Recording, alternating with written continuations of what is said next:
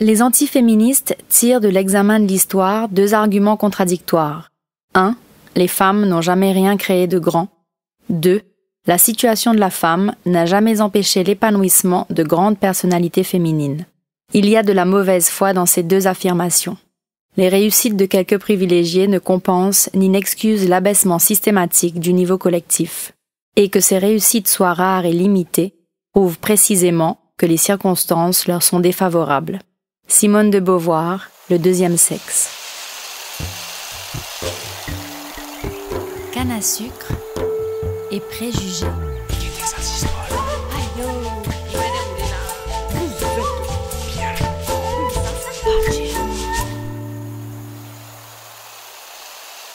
Maëlle Labourdonnais, Pierre Poivre, Peter Boef, Maurice Van Nassau, Robert Farquhar, Ratzi Tatan. Dans mon imaginaire de femme mauricienne, notre histoire n'est peuplée que de noms d'hommes, d'exploits et de conquêtes menés par des hommes. Spontanément, aucun nom de femme ne me revient. Il y a donc un vide, une absence des femmes dans notre mémoire mauricienne. Et j'ai voulu tenter de la combler, de retrouver les traces de ces femmes que la mémoire et l'histoire ont oubliées, et m'interroger sur le pourquoi de ce creux, de ce vide dans la mémoire collective de notre pays. Ce désir de chercher la trace des femmes dans notre histoire est également habité par une interrogation.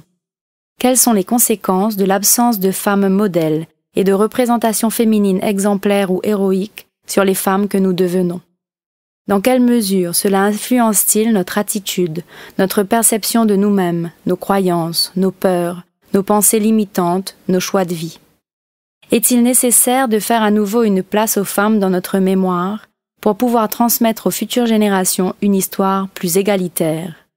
Est-il nécessaire de reprendre à la source cette inégalité que notre 21e siècle n'a toujours pas définitivement abolie?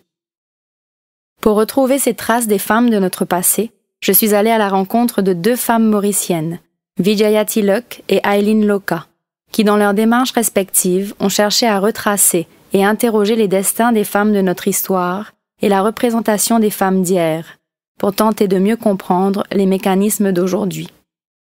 Parce qu'il me semble qu'il faut toujours commencer par chercher à comprendre ce que nous raconte l'histoire.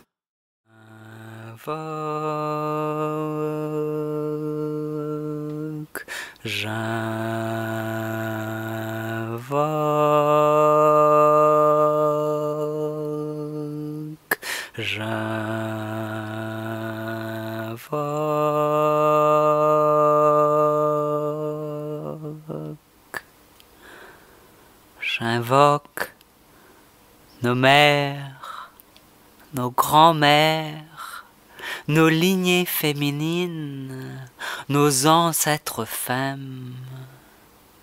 J'invoque les mentors, guides, prêtresses sages, soignantes, femmes, savantes et guerrières de l'histoire. J'invoque les femmes de tous les genres, de tous les âges, de tous les sangs, de tous les filaments. J'invoque les générations d'enchantresses, dont le chant du cœur et du ventre infuse l'univers d'amour, de rage et de magie. J'invoque les filiations de femmes qui ont excavé la terre à main nue, enraciné leurs imaginaires de la semence de la faim. J'invoque l'aïeul dont le corps est imbu de la pénombre du Kalapani, dont l'esprit est inondé de la lueur épurée de la pleine lune. J'invoque mes arrière-grand-mères, dont les corps inconnus furent extraits du continent orage sur un bateau se déchaînant vers l'île, poignés, ligotés, chairs, meurtris, souffle résilient. Pour démarrer cet épisode, j'ai voulu vous faire entendre un extrait du poème Invocation, écrit et interprété par l'artiste multidisciplinaire Kamala Macrel. Ma rencontre avec Kama m'a énormément nourrie et inspirée lors de la préparation de cet épisode, et je souhaitais que ce poème accompagne les paroles et réflexions de nos intervenantes tout au long de l'émission.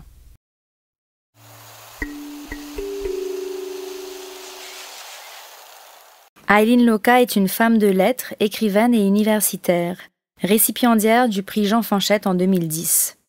Aujourd'hui à la retraite, elle a été professeure de littérature francographique et insulaire à l'université de Calgary, où elle dirigeait le Centre français.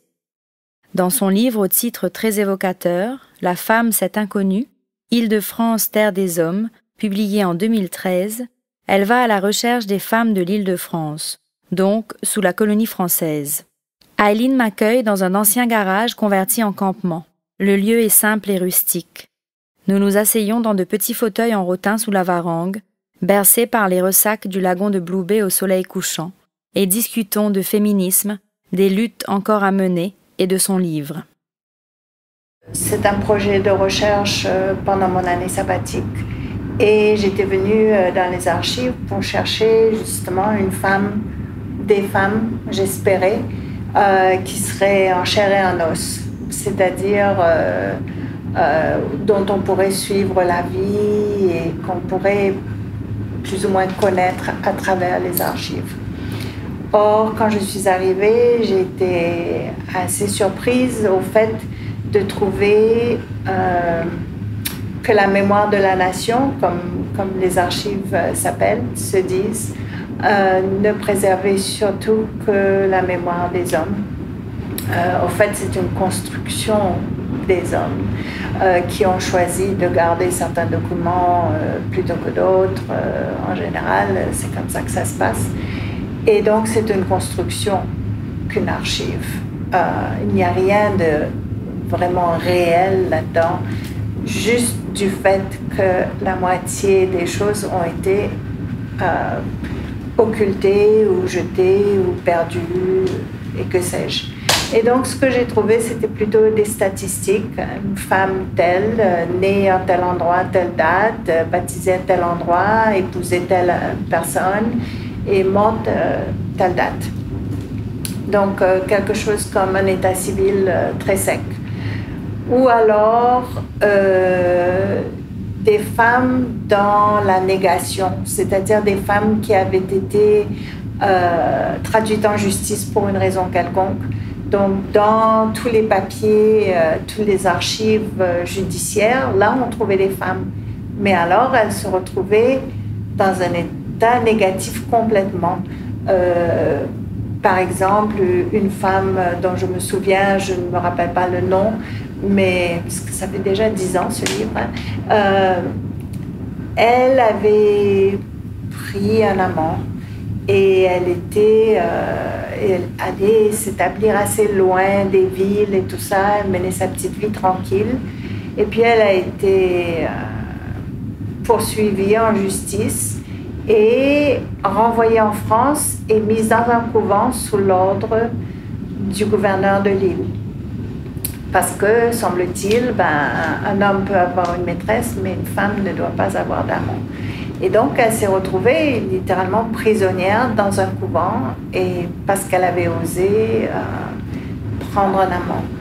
Une autre femme dont le mari la battait, mais de façon assez dangereuse, avait été à la police faire son rapport pour se faire dire que madame, écoutez, c'est pas bien grave, il faut supporter ça, c'est votre mari.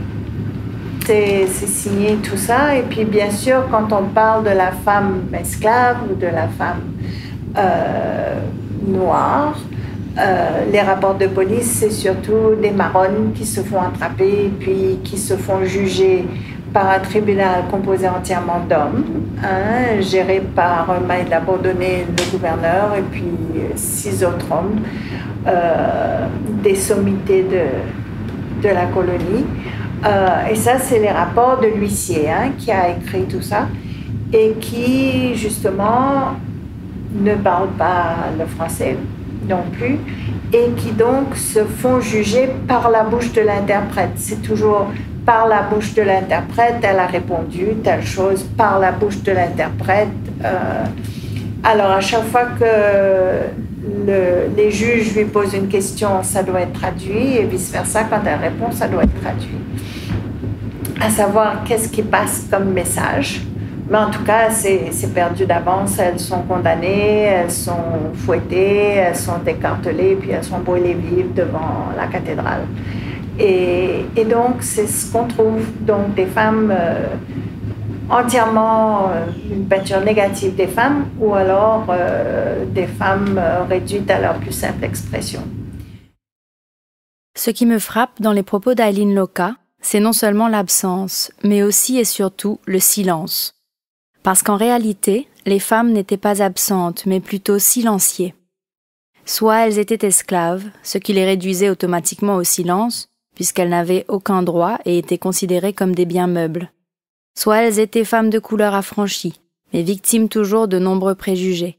Soit elles étaient femmes de colons, mais considérées comme mineures, et donc, comme le dit Aileen Loka, sans droit de décision sur leur propre vie, traitées comme des enfants. Je retiens également, comme l'explique Aileen, que les archives sont fabriquées. Ce qui y est conservé, ce qui est choisi pour y être conservé, et ce qui n'y est pas conservé, donne également des informations sur la société à cette époque de l'histoire. Ce que l'on n'y trouve pas est donc aussi parlant que ce que l'on y trouve. L'historienne Vijaya Tilak abonde en ce sens. En cet après-midi de février, une pluie battante ruisselle aux fenêtres du futur musée intercontinental de l'esclavage, dans les bâtiments de l'ancien hôpital militaire du temps de la colonie. C'est là que je rencontre Vijaya.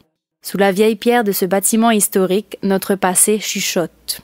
Pour elle, qui a coordonné et participé à la publication du livre Women in the Making of Mauritian History, un projet collaboratif auquel ont contribué plusieurs chercheuses et chercheurs sous l'égide du Center for Research on Slavery and Indenture, les femmes existent peu dans les archives, malgré leur présence dès le début de la colonisation française.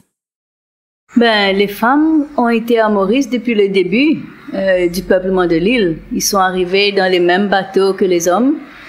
Et malheureusement, dans les livres d'histoire et dans les archives, les femmes et les enfants ne sont pas vraiment mentionnés parce que ils accompagnent leur mari ou leur frère sur les bateaux. Donc c'est le mari ou le frère, le capitaine qui sont mentionnés dans les registres. Et puis on va mettre peut-être sa femme et ses enfants. Mais la femme devient invisible à cause de ça dans les archives. Et c'est pour ça que les historiens dans le passé, quand ils ont consulté les archives, les noms des femmes et des enfants n'apparaissent presque pas. C'est toujours l'homme qui est dans une position et peut-être employé à la Compagnie des Indes ou est soldat ou officier, boutiquier ou artisan. C'est eux qui sont engagés par le gouvernement ou la compagnie. Ils ont signé un contrat, donc ils sont là, omniprésents dans les archives écrites. Et les femmes, on les retrouve dans certains archives, surtout les registres civils pour mariage ou décès ou naissance. Et donc, c'est vraiment un travail de fourmi d'essayer de retrouver la femme dans les archives. C'est pas aussi facile et aussi simple que pour les hommes. Pas aussi simple que pour les hommes, parce que ces femmes qui accompagnent leur mari n'ont pas de travail. Du moins, pas de travail considéré comme tel et rémunéré. Et surtout, parce que les activités artistiques ou intellectuelles des femmes ne sont pas valorisées. Oui, parce que les femmes n'avaient pas d'emploi rémunéré. Ils étaient peut-être domestiques ou ils n'entrent pas dans les registres, sauf pour certains métiers. Par exemple, là où nous sommes aujourd'hui à l'hôpital militaire, ils étaient employés comme sœurs. Il y avait des sœurs hospitaliers recrutés de la France pour venir aider le chirurgien dans ses travaux, aider à soigner les patients. Donc là, ils apparaissent. Donc ils avaient un métier, un logement. Ils sont là officiellement. Mais tous ceux qui sont là, venus comme domestiques, ou ils s'occupent de la maison, du ménage, des enfants, ils sont vraiment pas répertoriés. C'est ça et c'est seulement pour ceux qui étaient lettrés. La plupart des gens qui étaient à Maurice à l'époque ne sont pas lettrés. Donc, Il y a quelques-uns, heureusement, qui ont laissé des lettres ou des écrits, mais pas beaucoup. Et puis vers la fin du XVIIIe siècle, on a quelques-uns qui sont lettrés, qui commencent à écrire dans les journaux des poésies, des poèmes, la littérature. Et malheureusement, là aussi, les critiques littéraires ne considèrent pas le travail, l'écriture de femmes comme étant quelque chose qui vaut la peine d'être évalué ou reporté dans les journaux. Donc ça aussi, on a retrouvé. Et donc, il y a une vraie démarche de fouiller dans les archives de famille, de voir pas seulement la poésie, la littérature, mais des dessins. Il y a des peintures, des tableaux qui ont été faits par les femmes et qu'on retrouve maintenant, on est en train de revaloriser. J'invoque les divinités qui n'ont jamais atteint la terre ferme, leur ossature cuivrée, une offrande aux créatures qui vivent au gouffre de l'inconnu, là où l'océan devient le ciel et le ciel devient l'océan. J'invoque les générations qui sont mortes, qui ont souffert, qui ont résisté, qui ont survécu au patriarcat et au colonialisme dans les plantations sucrières. J'honore ma mère, Vimala Devi, guérisseuse, soignante, mentor, inspiration et incarnation de la force féminine. J'honore sa mère, Dana Pakion, dont la fortitude n'a connu aucune frontière, dont le récit demeure un non-dit, oublié, muselé, étouffé, enchaîné au silence de l'histoire. Dans son livre « Les femmes ou les silences de l'histoire », Michel Perrault écrit « Regard d'homme sur les hommes, les archives publiques taisent les femmes. Les archives privées, autres greniers de l'histoire, disent-elles davantage? Oui, assurément, dans la mesure où les femmes y sont exprimées beaucoup plus abondamment, voire même où, secrétaires de la famille, elles ont été productrices de ces archives. En ce qui concerne Maurice, les archives privées restent également peu nombreuses et presque inaccessibles, parfois même jalousement gardées, comme me l'expliquait Aileen Loka. La trace des femmes demeure donc légère et effacée, et leur voix toujours muette. Retrouver les femmes mauriciennes dans leur individualité, entendre leur voix, écrire leur histoire et leurs histoires, revient à reconstituer un puzzle dont de nombreuses pièces sont manquantes. Et lorsqu'il s'agit en plus de prendre en compte la diversité de leurs origines et de leurs statuts, la tâche s'avère encore plus ardue. Parce que toutes les femmes mauriciennes n'étaient évidemment pas logées à la même enseigne. Qu'elles soient femmes esclaves, femmes de couleur affranchie ou femmes de colons, elles n'avaient ni les mêmes privilèges ni les mêmes droits.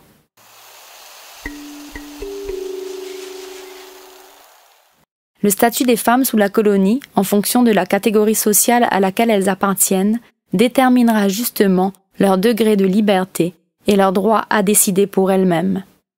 C'est pour cela qu'il m'a semblé important d'entendre Aileen Loka au sujet des femmes affranchies en Île-de-France.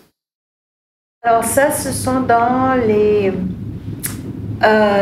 papiers de notaire où on voit par exemple des femmes esclaves libérées par leur maître et qui achètent la liberté toujours des femmes de leur famille, de leur mère, de leur sœur, de leur fille, jamais d'un homme, enfin plus souvent d'une femme, et qui ne se marieront jamais ou très rarement.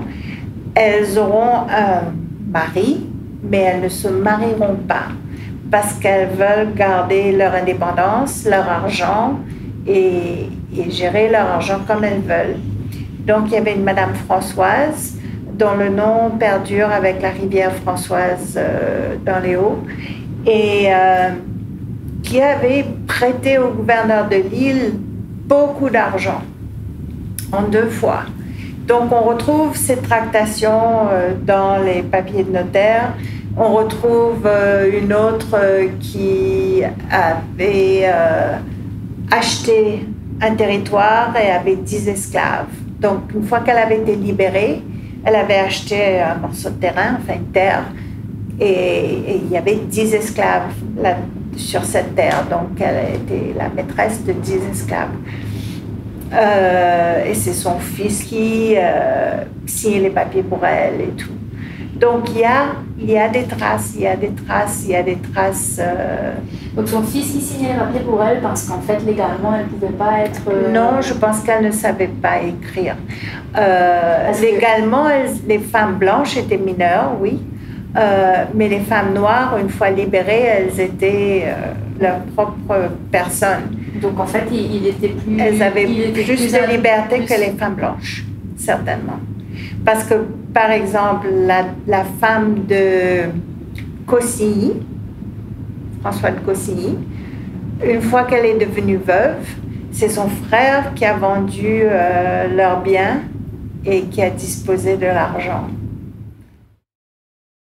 Plus libres ne signifiait pas pour autant privilégiées, puisqu'elles étaient soumises aux mêmes préjugés auxquels l'étaient les femmes noires, qu'elles soient esclaves ou affranchies. Ces préjugés que l'on retrouve d'ailleurs encore aujourd'hui. En lisant Women in the Making of Mauritian History, ainsi que La femme, cette inconnue, Île-de-France, terre des hommes, on s'aperçoit de la diversité des destins de femmes. Femmes esclaves, femmes blanches, femmes noires affranchies, femmes appartenant à la haute société et celles plus modestes, femmes malgaches libres. Bref, malgré les bribes d'informations et les traces effacées, les femmes étaient bien là et ont participé à construire la nation mauricienne.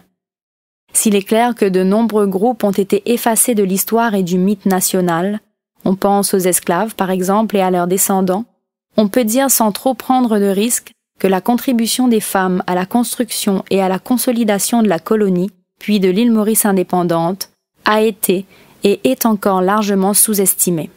Et c'est tout le projet du livre Women in the Making of Mauritian History que de réhabiliter la contribution des femmes dans l'histoire.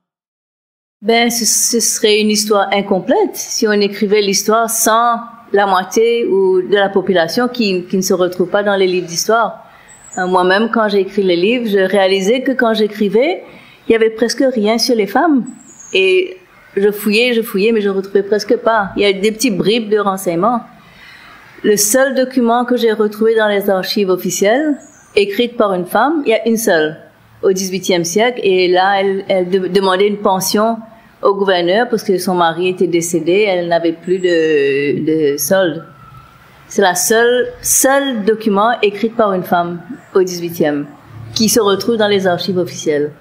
Donc ça, c'est vraiment... Et j'ai réalisé après qu'il faut absolument qu'on fouille un peu plus dans les archives, mais aussi aller dans les familles, leur demander s'ils ont des... Je sais pas moi, n'importe quoi, une petite lettre, certificat de vaccination ou titre de propriété. Chez les actes notariés, on retrouve beaucoup les actes de décès. On retrouve par exemple des inventaires de décès. Donc quand tu ouvres ce document, tu trouves qu'est-ce qu'il y a dans l'armoire de la femme. C'est vraiment une révélation. Alors on voit que l'histoire de la femme est très différente de l'histoire de l'homme. Dans l'armoire de la femme, tu vas retrouver des tas de vêtements de toutes sortes, des taffetas venus de l'Inde, de la Chine, des bijoux, enfin des choses très féminines. Donc ça nous fait revivre après l'époque. On peut reconstruire l'histoire dans une façon plus réalistique, ce qui se passe à la maison. Et ça aussi, ça fait partie de l'histoire de Maurice. Le personnel, le domestique, derrière la façade officielle. Vidyala Tilak m'explique le rôle crucial des femmes dans l'établissement de la colonie. C'était encore une fois des femmes qui accompagnaient leur mari. Donc on a les femmes. Donc c'est Auguste Toussaint qui a beaucoup écrit là-dessus et aussi l'historienne Marcel Lageste. Donc Auguste Toussaint a dit que ce sont les 50 premières femmes qui sont venues à Maurice qui ont survécu. Parce que quand on dit les 50 premières, c'est 50 premières qui ont survécu. Parce qu'à bord du bateau, la mortalité était énorme, que ce soit pour les hommes et les femmes. Et je crois presque 2/3 des femmes qui sont arrivées dans les bateaux n'ont pas survécu le voyage. Donc les 50 premières femmes, et c'est eux, d'après lui, qui ont vraiment peuplé l'île Maurice. Et donc le fait d'être femme au foyer, c'est ça qui a aidé au peuplement. Ils ne sont pas été recrutés à travailler ailleurs. Et aussi, il mentionne beaucoup, lui et d'autres historiens, ils mentionnent beaucoup que c'est le rôle de la femme au foyer qui a vraiment aidé à peupler, mais aussi à garder des traditions et la culture française un peu modifiée à Maurice. Et c'est eux qui ont vraiment aidé à garder la langue, la culture à Maurice. Donc c'est vrai que ça n'entre pas dans les livres d'histoire pour le moment, mais ils ont participé à tout ce processus d'établissement de l'Île-de-France. Donc ils sont aussi importants, parce que sans population, tu peux pas avoir une colonie. Il faut avoir des familles. Et à Maurice, à l'époque, on avait surtout des hommes individuels qui venaient, aventuriers ou commerçants, mais très peu de familles. Et par exemple, à Bourdonnais, il a dit, mais ce sont des familles qui vont créer la colonie, c'est pas des hommes individuels. Donc les femmes sont vraiment très très importantes dans l'histoire de Maurice pour aider au peuplement de l'île et que ce peuplement soit ancré à Maurice et ne vont pas aller voyager, s'aventurer dans les autres îles ou dans l'océan. Donc c'est vraiment un rôle très crucial. On n'insistera jamais assez sur l'importance du rôle de la femme dans l'histoire coloniale, sur l'influence civilisatrice qu'elle exerce dans les lieux où l'âpreté de la lutte pour la vie étouffe les meilleurs sentiments, sur l'aide morale qu'elle constitue pour le pionnier, homme de peine avant tout. Auguste Toussaint, Port-Louis, 2 siècles d'histoire. Dans ce petit extrait du livre historique d'Auguste Toussaint, l'historien reconnaît la part de la femme. Certes, il s'agit d'une reconnaissance, mais une fois de plus étouffée par une généralité qui met toutes les femmes ensemble, comme une seule et même personne. Cela ne laisse pas de place à l'individualité et à l'apport plus spécifique de certaines d'entre elles. Cela ne laisse pas non plus de récits à raconter à nos filles, d'exploits plus singuliers et spécifiques qui pourraient nourrir l'imaginaire des jeunes femmes mauriciennes en quête de leur destin personnel. Pour citer François Paré, qui est un penseur canadien, qui parle de justement ce qu'il appelle la distance habitée. Il parle de la société franco-canadienne, donc que ce soit au Québec, que ce soit en Ontario, mais surtout hors Québec, où nous habitons un espace distancié de l'espace anglo-canadien, mais où la présence est neutralisée par l'absence dans un sens. C'est-à-dire qu'il te dira que lui, qu'une société se reconnaît dans ces espaces. Okay? Donc elle se reconnaît par ses papiers d'identité, par le drapeau de son pays, par l'hymne national, par les chansons qu'on chante à l'école, par les recettes, la nourriture, mais aussi par tout ce qui est monument historique, tout ce qui est histoire présente dans l'espace. Donc un drapeau, bien sûr, mais aussi un nom de rue, une statue, un parc, ok? Alors ici, par exemple, le jardin botanique de Pamplemousse s'appelle le jardin de Pamplemousse. C'est un nom de lieu. Le jardin botanique de Kirkby s'appelle le jardin botanique. Le champ de Mars s'appelle le champ de Mars. Et au fait, il y a eu très peu de noms donnés d'après les femmes. Comme on disait tout à l'heure, il y a la rivière Françoise. Il y a une mangue qui s'appelle la mangue Orphée, parce que c'est une esclave qui avait trouvé ça dans les bois, qui avait ramené ça à son maître, à M. Koenig, qui a donc donné le nom de l'esclave à la mangue. Je ne sais même plus si elle existe, cette mangue aujourd'hui, mais à l'époque, ça existait, donc à l'époque française. Il y a la rivière Françoise, il y a la rue Mère Augustine, qui était l'orphelinat de la Reine, qui avait développé des léproseries ici. Près de la tour Koenig là-bas, vers Pointe-aux-Sables et tout ça.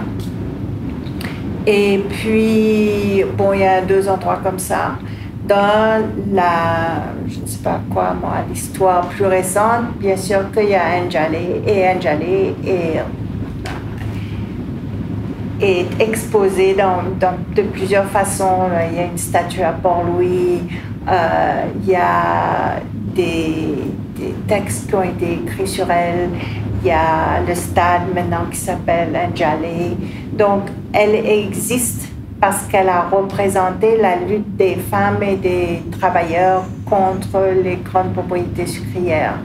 Et elle a été tuée pour son courage. Okay? Donc, elle représente quelque chose et les femmes se voient dans Njale et c'est ça, c'est exactement ce qu'il dit François Paré, c'est que tu te revois dans cet espace partagé et tu peux te regrouper autour de cette figure de proue presque, hein, que tu peux utiliser comme modèle.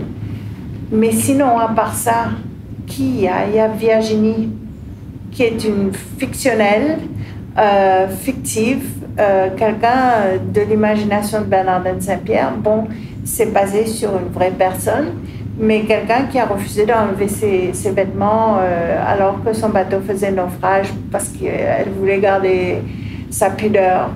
Et donc, en plus d'être une femme fictive, basée peut-être sur une vraie personne, mais fictive quand même, en plus de ça, c'est peut-être pas ce que tu voudrais comme modèle aujourd'hui pour les jeunes filles d'aujourd'hui. Mais il n'y a pas assez dans l'imaginaire de femmes qui pourraient regrouper les jeunes d'aujourd'hui, les femmes d'aujourd'hui. Il n'y a pas de timbre, il n'y a pas tous les billets de banque, ce sont des hommes. Tous les timbres, ce sont soit des hommes, soit des figures historiques, mais des hommes. Même quand on regarde le dictionnaire de biographie mauricienne, j'avais compté à l'époque, ça c'est en 2010, 2005, 2010, j'avais compté les milliers d'hommes, il y avait quelque chose comme 52 femmes. Et moi je me rappelle de celui de Éléonore Broudou. On parle d'elle, bon, femme créole, créole dans le sens de la colonie, et née ici, ou née à Maurice. Et puis, oui, dans le sens historique du terme, disons. Et puis, après, le capitaine de la Pérouse arrive ici, elle épouse le capitaine de la Pérouse, et le reste de sa biographie a à voir avec la Pérouse. Il fait ci, il fait ça, il s'en va, Et elle, dernière phrase, elle est morte à telle année. Et donc, c'était plus la biographie de la Pérouse presque que celui de Éléonore Broudou. Et il n'y en avait pas beaucoup. Et au fait, l'homme qui était en charge du dictionnaire de biographie mauricienne à l'époque, j'avais été le voir pour lui demander justement s'il avait les papiers et tout ça. Et il m'avait dit carrément, mais pourquoi tu vas faire un livre sur les femmes? Elles ne sont pas intéressantes. Personne ne s'intéressera. Jonor, Rita, dont le ventre a porté des bateaux remplis d'enfants nés et non nés. Mère courageuse qui a offert son lait et son sang afin d'apaiser la mélancolie de la terre endeuillée.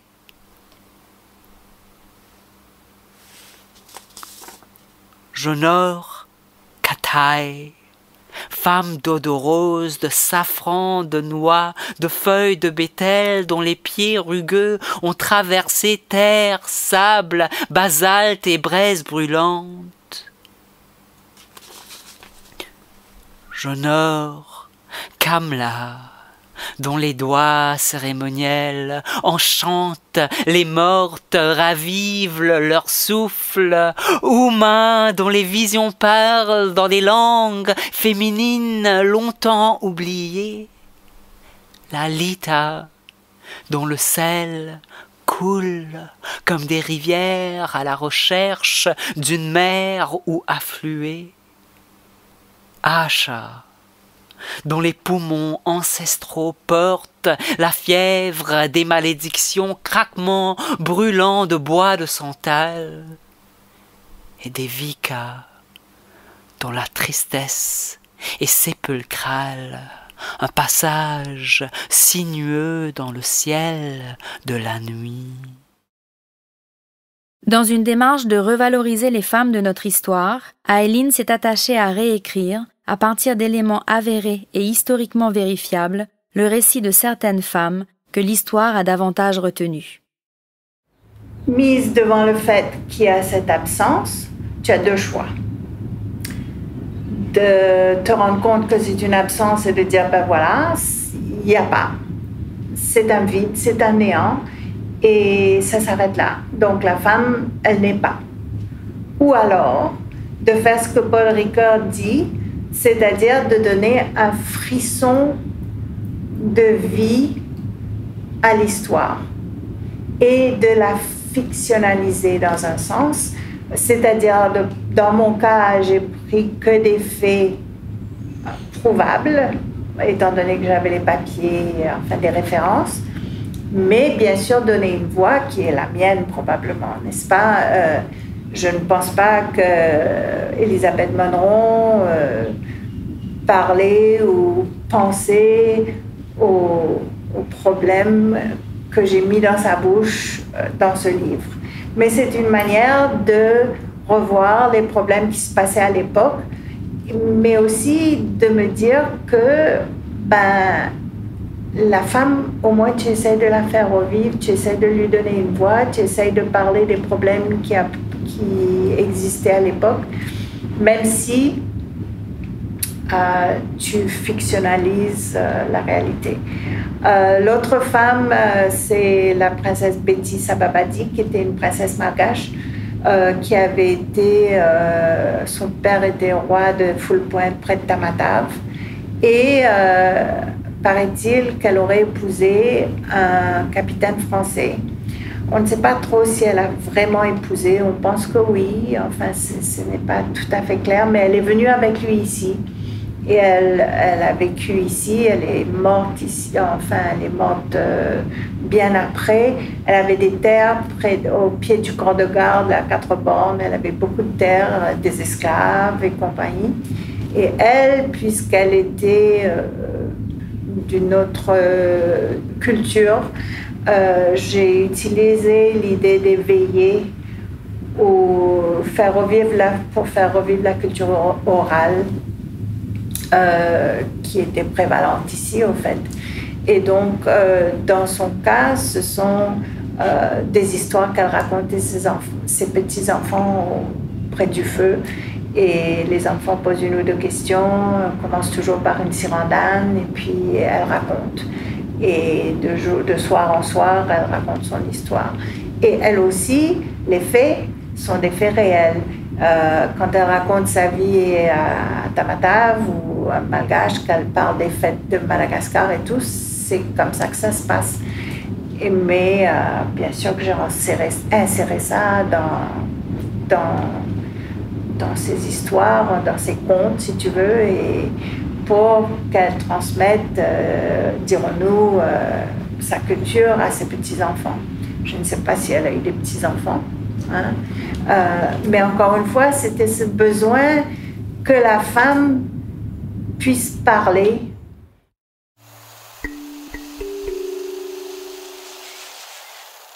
Les yeux de la vieille lancent des éclairs, comme pour couper court à toutes les protestations qu'elle devine derrière les petits visages rebelles. Les enfants connaissent bien ce regard dominateur. C'est celui d'une princesse habituée à donner des ordres. Ils savent qu'il ne servirait à rien de la supplier et se suivent en file indienne pour gagner leur natte sous la varangue fermée à l'arrière. C'est ce qu'ils aiment chez leur vieille Rénibé. Elle leur raconte les histoires du bon vieux temps, mais elle leur apprend aussi des mots de l'île Rouge. Chez elle, ils apprennent à vivre comme elle le faisait quand elle était jeune au royaume de son père. Les nattes sont roulées tous les matins, déroulées chaque soir. Les Ramatou font le meilleur romazava de l'île. Mamie Betty ne permet pas que les enfants oublient les traditions de son enfance. Ils s'endorment ce soir-là, rêvant de la journée décisive devant le palais de leur aïeul. Ils se doutent bien de l'échéance, puisqu'ils sont nés ici, en Île-de-France, mais ils n'osent pas confirmer leurs soupçons. Si jamais leurs paroles renversaient le cours de l'histoire ou portaient malheur au Vazaha, ils se rendent compte que leur vieille mamie ne survivrait pas à sa douleur. Extrait de La femme légendaire, chapitre 8 de La femme cette inconnue, Île-de-France, terre des hommes, de Aileen Loka. Ce besoin que la femme puisse parler, briser le silence et l'absence pour rétablir une égalité historique, pour tenter de réparer à la source les injustices criantes de notre histoire. Voilà une première étape essentielle pour transmettre à nos filles d'autres modèles, que l'histoire leur donne de la matière pour s'identifier et se construire. Mais cette étape est loin d'être suffisante, et cet épisode loin d'être complet. La condition des femmes mauriciennes, voilà l'immense sujet auquel j'ai voulu m'attaquer pour l'épisode 4 de Canne à sucre et préjugés. Mais je suis restée ridiculement muette et silencieuse en démarrant le projet. Comme écrasée, tant le sujet était vaste, tant il dépasse les frontières de notre petite île, tant il y a de choses à dire, à raconter, à réinventer, à redéfinir. J'entends souvent que le combat féministe est gagné, que je peux me réjouir de faire partie des privilégiés qui jouissent d'une très grande liberté et autonomie, que cela ne me concerne pas vraiment. J'ai rencontré récemment Anushka Virasamy de l'ONG Genderlings, ainsi que l'une des bénéficiaires de leur shelter pour femmes victimes de violences. Certes, ces femmes très fortes dont j'ai fait la connaissance ont fait face à des difficultés considérablement plus importantes que les miennes. Je ne nie pas et ne nierai jamais mes privilèges. Mais j'objecterai que même dans les milieux les plus bourgeois, la violence à l'égard des femmes, y compris la violence domestique, physique ou psychologique, est encore bien présente. Parce que la violence à l'égard des femmes est systémique et politique, qu'elle induit la notion de pouvoir, qu'elle est une oppression millénaire qui n'a pas attendu la naissance de la colonisation et la découverte de notre petite île pour asseoir sa domination. Parce que le modèle patriarcal dans lequel nous évoluons est si bien huilé que nous ne nous apercevons très souvent même pas de tout ce que nous avons intériorisé comme la norme.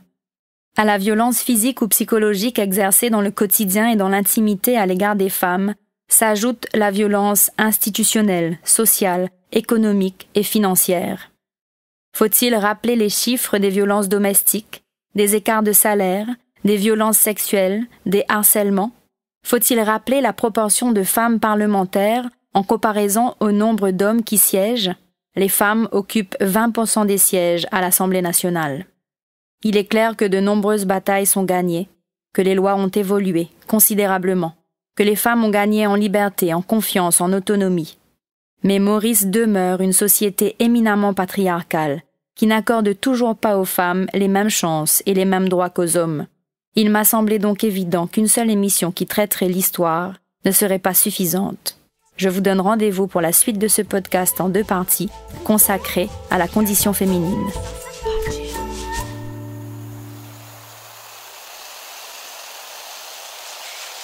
Cette émission a été produite par Shakti Kalikan de l'Époque Studio et financée par l'ambassade de France.